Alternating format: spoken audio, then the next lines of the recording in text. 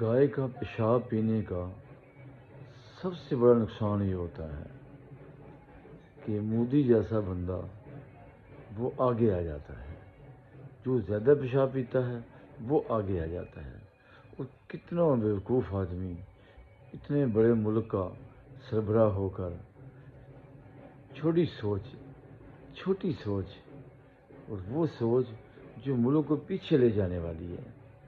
دیکھیں، بار بار سمجھایا ہم نے اسے، پنگا نہ کر ہمارے ساتھ۔ فوج ہماری نے بڑا سمجھایا، بڑے صبر کا مظاہرہ کیا ہماری فوج نے۔ کبھی ایک سرسری ادھر چھوڑ رہا ہے، کبھی ایک سرسری ادھر چھوڑ رہا ہے، اور اتنا بیوقوف آدمی مسجدوں پہ حملے کر رہا ہے، عبادت گاہوں پہ کو حملہ کرتا ہے۔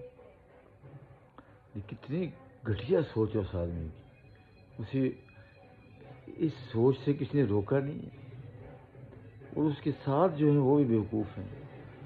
دیکھیں، یہ ملک کے حکمران اس طرح کے نہیں ہوتے۔ پاکستان سے سبق سیکھو، کتنے بڑے دل گردے کے لوگ ہیں، کتنی برداشت، کتنا صبر۔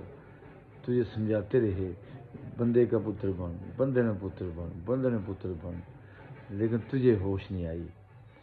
پھر دوسرا کام تیرا الٹا کہ کھلاڑیوں کو آپس میں ملنے سے روک دیا، یہ بھی خطرناک۔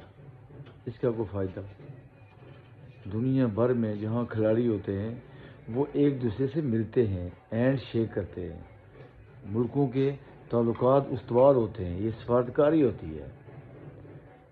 اور یہ عجیب سوچ اور گھٹیا سوچ کہ کھلاڑیوں کو بھی آپس میں ملنے نہیں دیا، وہ پوری دنیا میں جا گنسائی کروائی۔ ایسا پاگل آدمی کیا وزیر اعظم بننے کے قابل ہے، ملک کا حکمران بننے کے قابل ہے؟ اس کو فی الفور اتار دینا چاہیے۔